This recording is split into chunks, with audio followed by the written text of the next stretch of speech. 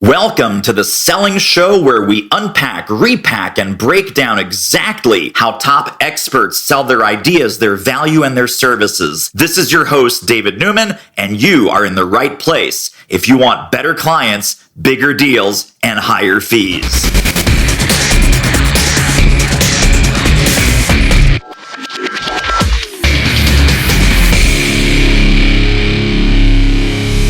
The X-Man himself is here, Mr. John Doehring. Welcome to the show. Hi, David. How's it going? It is going so great. I am thrilled to have you with us.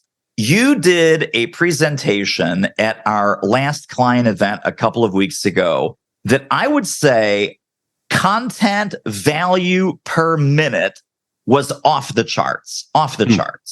And you shared 3 key lessons that most entrepreneurial consultants need to relearn, learn, rediscover, reinforce in their brain cells.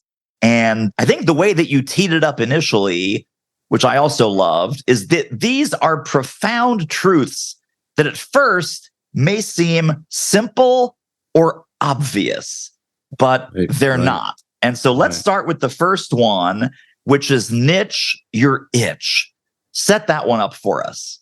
Yeah, I think this is something that I've had to learn over and over and over again. And it's not intuitive when you first start your consulting or training or speaking practice, right? You start to think, I've got a problem and all the world needs help, and therefore I should sort of target all the world. And you hear from the experts that you should really focus on a niche.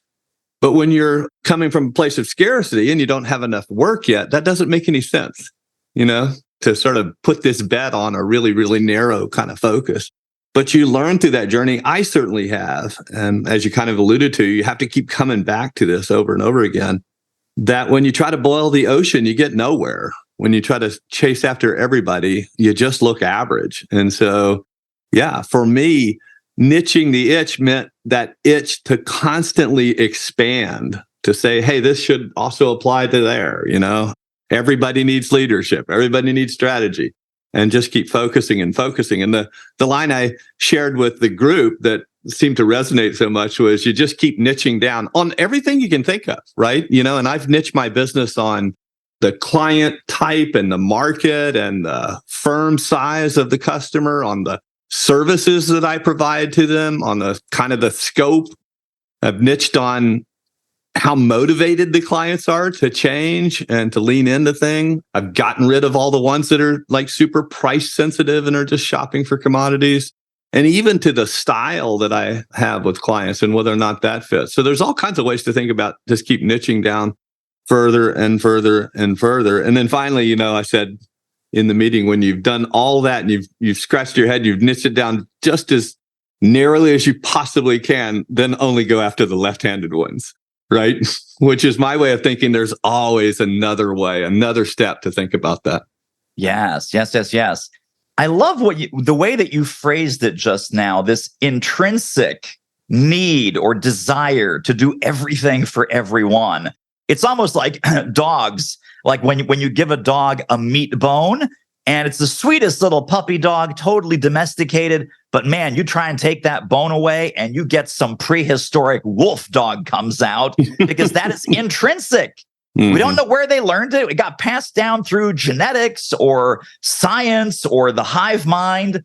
But consultants have the same exact problem with this intrinsic refusal to niche. And I think you put it most colorfully when you said the real problem with that is small boat, big ocean.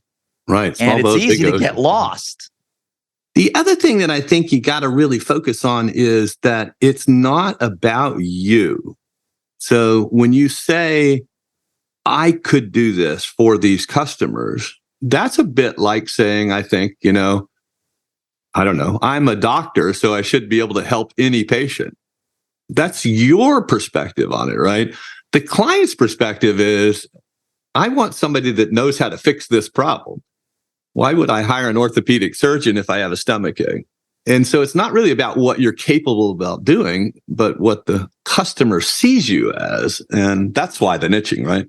Yes, absolutely. Well, and just to give an example, share with people, if you would, your target market, your industry. You mentioned high level, some of the demographics and psychographics and value graphics, but go into kind of who are your people, who are your firms that you work with. Yeah, thank you. I have focused now for more than 15 years on a segment of professional services firms that are in the design and technical professions. So they are architects and engineers and scientists and planners and people who work in what we call the built and or natural environment. So they're professional firms, and I think that's a unique sort of set of people who are in business. I describe professionals as that group of people who are passionate about something and really, really good at something, and the something is almost never business, right? So they're experts at their discipline. They sort of run their businesses as well as they have to. And so that's what makes them unique. And, when I was younger and more sort of thinking broadly, you could sort of sit around the coffee room and say, we could also do this for lawyers, or we could do this for accountants, because they share some of the same issues. But again, that's not how they see it. They want an expert in those markets. So focusing in on those people has allowed me to learn their context more deeply, their language, how they think, how they act. And so even though I didn't sort of grow up in that sector myself, I've become kind of an insider outsider. Yes, absolutely. Yeah. And you also shared that you only work with about 1/3 of the firms. So not the baby turtles, not the big giants. How would you characterize that mid-market segment of the design and build industries? Yeah, so I spent many, many years serving kind of the smaller half of that. It's a group of over 100,000 customer firms, but most of them are really, really, really small, say less than 50 people or so. And because that part of the market is so big, I focused on that for a long time. Those are people that need help oftentimes to sort of the owner of a 30, 40, 50 person firm. The problem is those people typically didn't want to go on this journey over time to do something really special. They sort of wanted to check a box and once every 5 years kind of thing. So I moved up market to past 50 person firms to 500 person firms, and then to, 1 or 2,000 person firms, because the business acumen's increased, the motivation for success and change has increased, the kind of realization of the investment versus return kind of thinking fits more with me. So moving up market, not so far up. If you sort of get up to the top of my industry niche, then you get companies that are much more, like corporate America, which I sort of have shied away from a long time. Even though I came out of that originally myself, I just have a passion for helping these sort of middle market professional firms. And so they are today companies with, 50 people to a couple thousand. It's probably not even 1/3. It's probably more like 15% of the market. Hang on. Let's back up the truck. Beep, beep, beep, beep. Listen, I have a brand new sales book out there. You got to get your hands on it. It is awesome. It is amazing. It is fantastic. It is useful, practical, actionable, and a ton of bonuses are waiting for you over at doitselling.com. Grab your copy right now and grab all the bonuses, goodies, companion tools, and downloads that go with the book. You'll love it. I guarantee it. The way I would characterize it is the upper range of mid and the lower range of big, right? So kind of like if we're talking about, upper middle class to lower upper class. Yeah, for sure. But not the big behemoths and no longer the baby turtles either. That's correct. Yes, that's right. Really, really great. And then talk about, because you also mentioned that the type of projects that you are proposing and the type of situations that you're being invited to conversations about, you're getting more selective there also. For sure. Again, for years, it was sort of one and done kinds of projects. And I have sort of expanded, enhanced, and punched that up on 2 dimensions. If you sort of think of a XY graph, the y-axis is sort of what I call punching vertically, which is, kind of taking the scope from 1 to 2. instead of just doing something that is, at X price, it would be at 2X or 3X that price. Because pushing up that thinking allowed me to ask the question and answer the question, well, how could I provide much more value to the client if we did this better, bigger, bolder, more comprehensive. So that's sort of on a vertical scale, the size of my engagements has just increased. So, more touch, more value, deeper connections, all of that kind of stuff. On the x-axis is sort of how you punch it up over time so that it then becomes not just sort of once and done, but what are we going to do this year? What are we going to do next year? What are we going to do the year after that? And, this is something I know you talk about a lot as well, which is sort of how do you frame this through the engagement so that you set these expectations that this is an ongoing thing. Here's what we're going to do in phase one. Here's what we're going to do in phase two. And so that has also allowed me not only to enjoy more continuity in my business, but again, much more value to the customer. Because we all know that, showing up for one day for a workshop or doing a speech or even a consulting assignment that lasts a month or two is not going to be the change management force that's sticking with it for a while. So, and when I think about sort of vertical punch and horizontal punch together, I call all that together XPF, the Extraordinary Professional Firm. And it's this idea of going on this journey from 1X to 2X to 10X for some. Absolutely right. And that's why when I introduced you, I said, extraordinary, exceptional, the X-Man himself. Yeah. Because of the extraordinary professional firm framework and methodology that you bring to your clients. You also said that you are now not working with clients who are not that motivated, little complacent, little arrogant. They kind of see you as a nice to have, but not a have to have.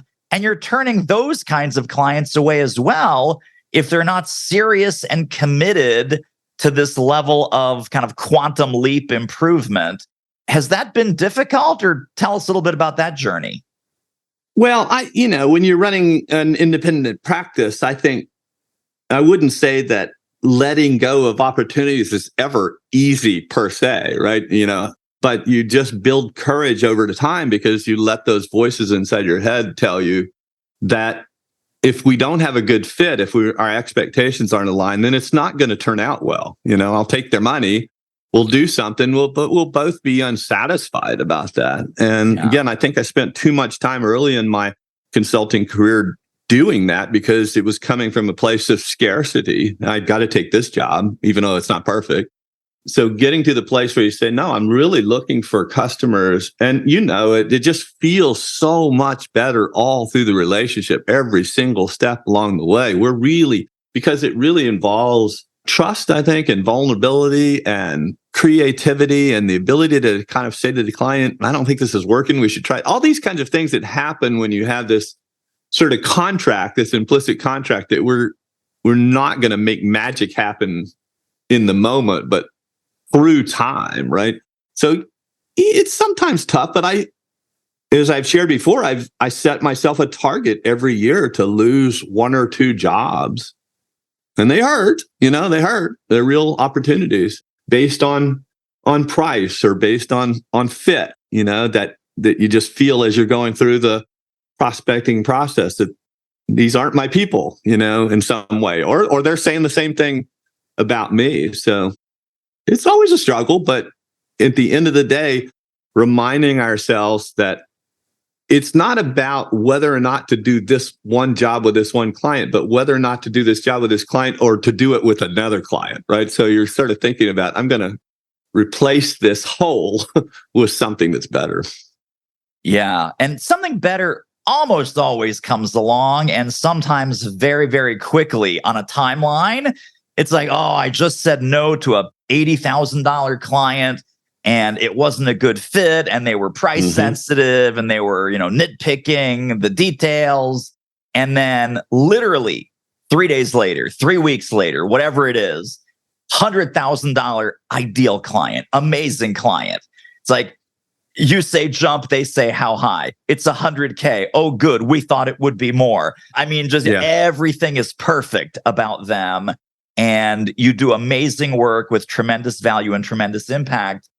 But you can't get to that unless you first say no to the non-ideal, the price sensitive, the tire kickers, the price shoppers. I think another thing, so you've done a brilliant job in this level 3 filter.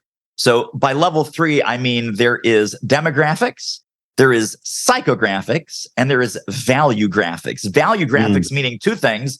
Number one, how can you maximize your value, right? The value to the work and the clients and the longevity of the project.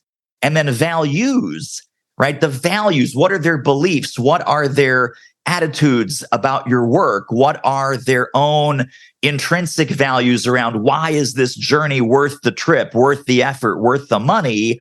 And working with people that, like you said, are in alignment with both the value of the project and the values that are driving them to make these changes, that would be just tremendous fun, having a 100% pure client base of just those folks. No question. And I'm working with a firm right now. My whole business is today focused around just, 10 or a dozen clients at a time. And no more than one or two of those that don't kind of fit the description you just said. I'm actually, after this call, going to work with one. It's just that feeling like you have in your personal relationships where you're kind of walking on water. Everything you say sounds like gold. They just love it. They're really interested in leaning into execution and implementation. And it's the complete opposite of the sort of client with their arms crossed going, okay, I've got 5 minutes, and that feeling, right? Terrible. For sure. Another one of your key principles, principle number 2, is stall your small. Talk to us about stall your small, what that means and how it shows up. Meant thinking about everything bigger, bolder, better. What's ironic about this for me personally is this was a key part of my message in my work with clients. My work is strategic planning and organization development, and it's about helping these firms and these sets of leaders who are doing lots of things right, but how do we get from good to great, right? How do we think bigger and bolder and better about everything we do? And, being able to sort of turn that into my own practice and think about that. And I was always good at sort of dreaming up the vision, the long-term vision for the firm, but taking that thinking down to the project and the client and the prospect level and sort of really just looking everywhere in the business, the clients, the engagements, projects, the outcomes we were after, the impact we could have. That's something that's super interesting about what we do, because quite often, no matter what it is we're thinking about in terms of our fees, the value and the impact we're making on the client are 10 times that, 100 times that, almost to the point where when you stay focused there, the fees that you're charging become almost irrelevant. But the value, you talked about value that you're providing and the values that you have just all across this, how do I think bigger, bolder, and better all the time? And we have that, at least I do. I have that voice, I think many of us do, that's constantly asking us, how do you know this will work? Are you sure this isn't too much? What makes you think you can do this? And the answer to those questions is, I don't know, but I'm gonna try. I'm gonna go for it. It's that little pesky voice of judgment, right? That inner critic that's always there. And the mastery of it is simply turning the volume down. He or she's never going to go away, but the way that you win is you turn the volume down to a 2 instead of a 9. Yeah, I'll tell you what motivates me and what really gives me energy in this area is being a part of the peer group, like MBA Elite that you've set up, being in with others and watching people who are a bit farther down the road, a little bit ahead of you. And it's been my perception that the thing that successful entrepreneurs have is confidence. Yes. The confidence to say, this is worth trying, that I'm worth it, that I should go for bigger. And so, you sort of gain enthusiasm and motivation from just watching other people Go a little bit deeper into this concept, because I know that one of your mantras, which is I love and is brilliant, the edge of your desk is not the edge of the universe, and that you need to surround yourself with coaches and mentors and colleagues and peers who are going to remind you to think bigger, act bolder, charge more, elevate to the next level of your entrepreneurial journey. So what happens when you're trapped around the edges of your desk? Well, the first thing I want to say about that, David, is that it was, it's taken me all of this time in my life, 2/3 of my life, to understand this fundamental premise, which is that coaches aren't for broken people. I just can't imagine how much time. I wish the one thing I would tell my 20-year-old self right now, I think, would be that, successful people hire coaches, not broken people. And, now that's become obvious to me. You look around at the top sports figures or the top entrepreneur, they're always surrounding themselves with people who can help them level up to the next level. MBA Elite has been an opportunity for me to hang out with a group of people, most of which are a little farther down the road than I am, some a lot farther. But that camaraderie and that ability to stretch each other out. And it's always so much easier to give counsel to others than it is to give it to yourself. That's been super important. This idea of, the edge of the desk kind of concept for me is just the realization that almost all of us spend 80 or 90% of our day just doing something that's tactical and has to be done. And it's not strategic, but it's urgent right at the moment. And so when you do that over and over and over again, your world just keeps shrinking. So any professional in any setting, no matter what your discipline is, no matter what your business situation is, whether you're working on your own and in your own practice as an independent, whether you're in a small company, whether you're in a big corporation, you need some way to get your world stretched out. Some group of people who are reminding you that you're thinking too small about this. Specifically thinking too small, when you say everything, you listed out things like what's possible for the business as far as team, as far as project size, depth, duration, detail. What does a 3-year engagement look like? What does a 5-year engagement look like? Initially we had to figure out, what does a 6-figure engagement look like? What does a multiple 6-figure engagement look like? And just as those possibilities are kind of pushing up against your current reality, you're proactively refreshing the browser on your reality. Absolutely. Yeah, for sure. And we just almost every week we're involved in this exercise where we come into the group and we sort of say, I'm thinking about offering these 1 or 2 things, and here's one at 20 grand and here's one at 30. And then one of your peers says, those are the same number, what's the 75 thing look like? And that just happens over and over and over again. And of course, it's not just about the money, right? But it's about helping each other, I think, to accomplish the missions that we came saying that we were going to accomplish, right? We wanted to make an impact on individuals, on companies. And you can't do that if you're thinking smaller than the client is. Yes. I want to ask you about the 4-quadrant diagram that you shared, because I'm guessing that you also share this with your professional firms.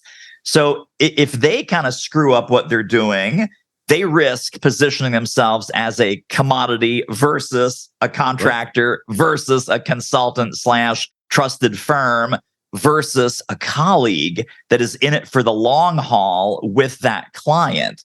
So talk about what's in those 4 boxes and what are the dimensions on the 2 axes. Okay, so this is sort of back to what I was mentioning earlier, which is how do I increase value in the vertical sense? That would be the sort of the size and scale and scope of the project, and the size or the amount of the value that you can deliver, kind of in the moment, in the engagement. That would be the vertical, and the horizontal would be doing that repeatedly through time.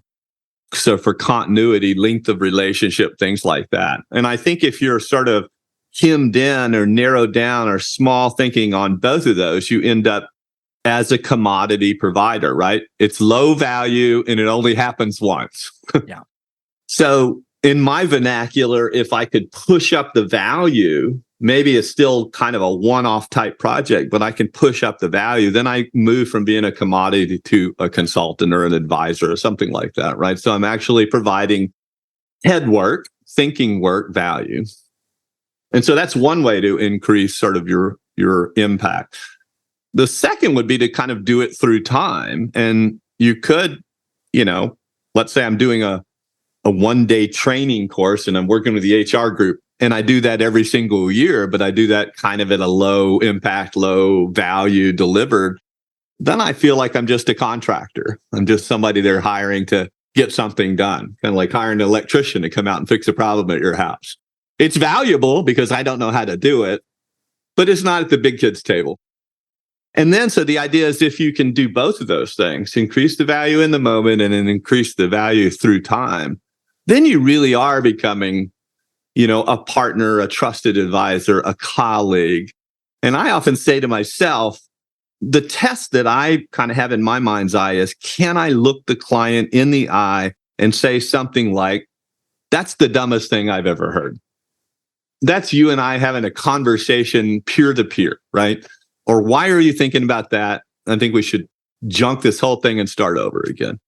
And if you can kind of meet that test, that's how I think about it, then I've kind of earned a peer-to-peer or colleague sort of relationship. And that usually is earned through value delivered.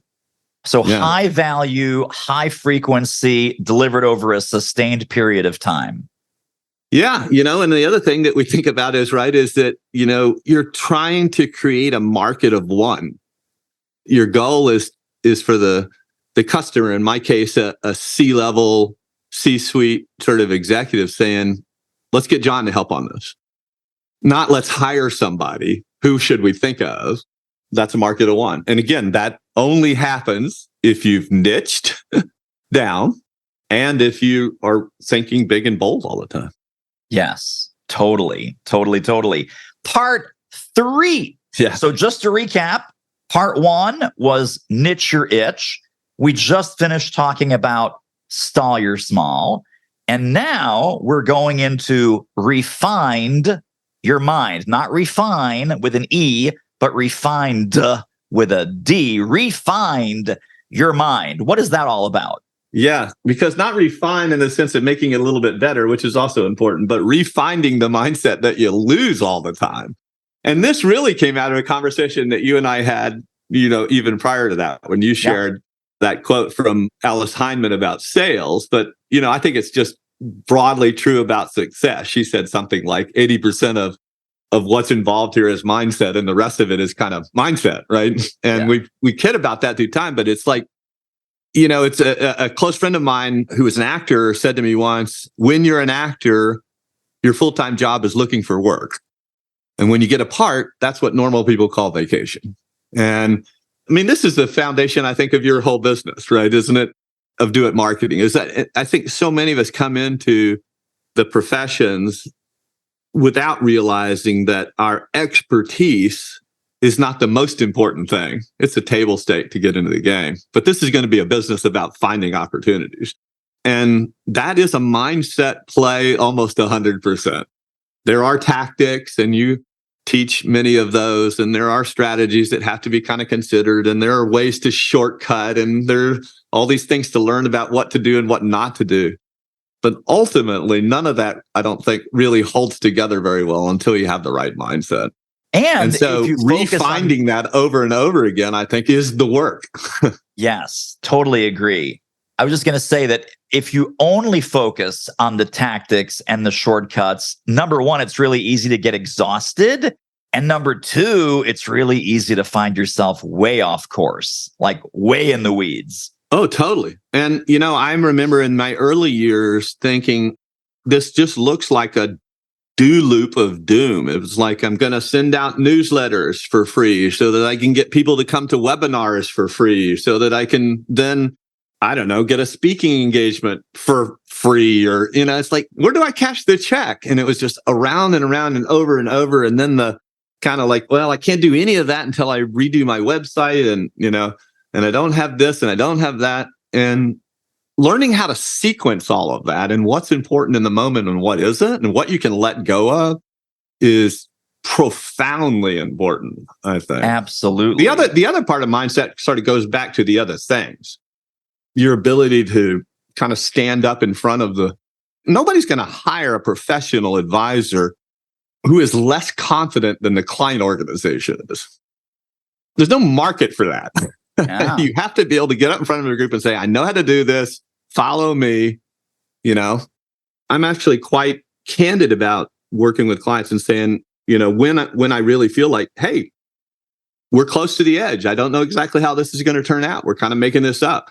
And again, that's a part of my style, and some go there and some don't. But I think to do really good and valuable work, you do have to be kind of outside of your comfort zone and pushing all the time.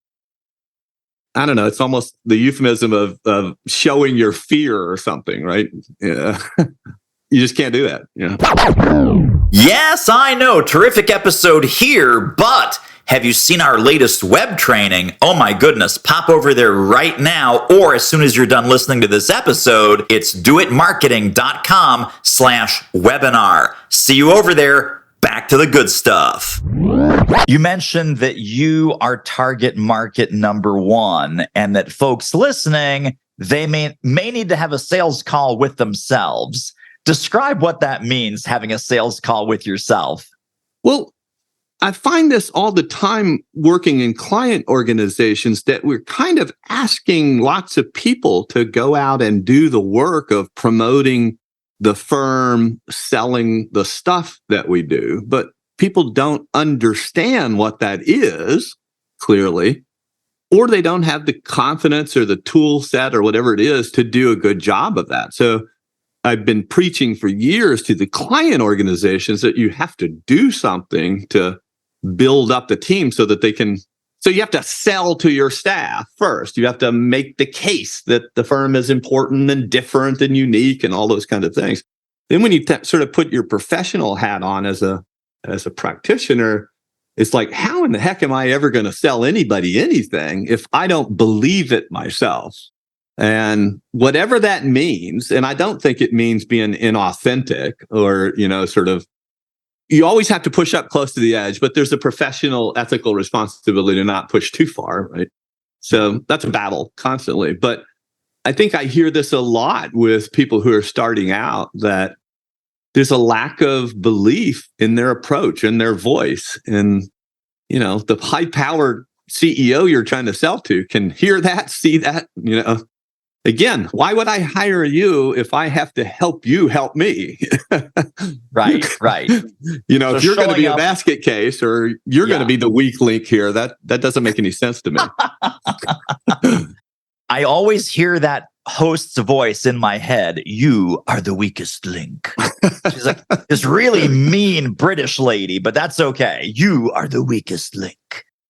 I believe she also then says, goodbye. Goodbye. Right. So tell us about, we mentioned it in passing, but I want to go deeper into XPF, the Extraordinary Professional Firm. What are some of the tenets? What are some of the principles? I'm guessing much of what we talked about for independent consultants and boutique consulting firms, the same kind of power DNA is what you're trying to install in the AEC firms that you work with, but talk about what that is. Well, I think Extraordinary Professional Firm fundamentally is built on this idea that independent of how well we're doing today, there's always a next step.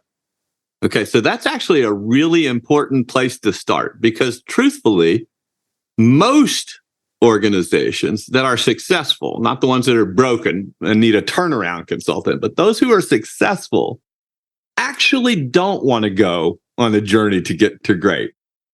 And this is something I really had to learn. This is a mistake I made for years, of sort of assuming that every company wanted to go to transformational success. It's just not true, right? Many of them want to go a little farther towards the edge of the desk or beyond, right? So we start with 1X and we sort of promise incremental change and improvement and enhancement, moving towards 2X. Most of what I think of as traditional strategic planning is between 1X and 2X. How do we get sort of twice as big, twice as good, twice as better? that sort of thing, and kind of being on there. So I used to think that I was trying to get to everybody to 10x. Then I realized not everybody wants to go there. And then eventually realized if I could work and build trust with organizations going from 1x to 2x, then some of those would say, well, what comes after that? What's the next step after that? And so this was a real game changer for me to think, that we're not going to be that contractor selling the same thing over and over again, but we're going to keep building on our momentum and progress towards the next step, the next step, the next step. And maybe half of my clients, will kind of go on a multiple year journey, and some of them will go a couple of years and say, I think we're okay now. And that's fine. You have to learn also when to, you're not started trying to create a crutch here. So that's a big piece of it fundamentally is, how much change and improvement are you really going after? And that gets back to what we talked about earlier, sort of niching towards the ones that really want to do the work. And then what we do is we just kind of take it in steps. Here's kind of an overall framework for change, enhancement, improvement. And what comes after that might be doing a second version of that, a little bit bigger or bolder the next time. It might be saying, what are the impediments? What do we have to zero in, But this encompasses everything that professional firm is doing, from strategy to marketing to sales to team to leadership to culture to kind of developing this roadmap 100%. Of their future evolution. So it's very comprehensive, correct? That's correct. And that's what I say. So one pathway that we might take is that we might nominally call sort of strategic planning, this sort of visioning, strategies, and action plans. And we might say, we're going to do that in year one. We're going to do a version of that again in year two, year three, kind of build. The other pathway is, okay, we've sort of got that framework together. Now we need to dive in and a deeper dive into one of the areas, the operational areas. Might be business development, might be project management, could be leadership, and really sort of focusing on, and focus is another key thing here, kind of like talking about niching the business. There's sort of a niching the project, if you will, too, right? We're not going to boil the ocean and try to fix everything at once, but instead to ask ourselves, what are the most important things that help us get to our vision? Right. So a lot of these projects then in year two or year three might be in one of these sort of more functional areas of the business. But I can't stress enough what really is made this all work, and what really holds the whole XPF concept together is the context of whatever it is we're doing. It's about this journey to 10x. It's about, building on that in a trusting way with one another that allows you to get to the next. Yeah. Baby steps to quantum leap results. And, kind of where I am today, too, is I'm really beginning to niche further, if you will, on the idea of competency. What is the client able to do? That's another thing that you have to start to learn, right? It's not just about a bunch of ideas, but what can they actually do? So first we started with what are they willing to try, where their motivation is. And now it's about, well, do you have the skill sets, the team, the bandwidth? And again, to have the courage to say, even though this could work, even though you're interested in working, I don't think you're ready to do it for whatever reason. That's kind of the next frontier for me. Yes. And an exciting frontier it is. John, tell people, how can they get connected and stay connected to more John Doehring brilliance? Where can we send people? What links should we drop into the show notes? Fantastic. Well, you can reach me via my website, jdoehring.com. That's JDOEHRING, jdoehring.com. You can send me an email at john@jdoehring.com, 24/7. Find me on LinkedIn. And I do have a book called Fast Future, 10 Uber Trends Changing Everything in Business in Our World, which you can find on Amazon. Those are some of the ways you can sort of learn a little bit more about me. And I would love to talk to anybody who's interested in the kinds of things we've chatted about today. Excellent. And as I said, all of those links, spelled correctly, by the way, all of those links are in the show notes directly under this episode at thesellingshow.com. John Doehring, you're a rock star. I appreciate you. It is an honor and a privilege to be on this journey with you. And I cannot wait to see the next level of your extraordinary success. Thank you, David. Thanks for everything you do. And that wraps up another episode of The Selling Show. Hey, tell you what, if you like us, rate us and review us on Apple Podcasts, subscribe, tell a friend, go grab the notes and downloads and extras at thesellingshow.com. See you next time.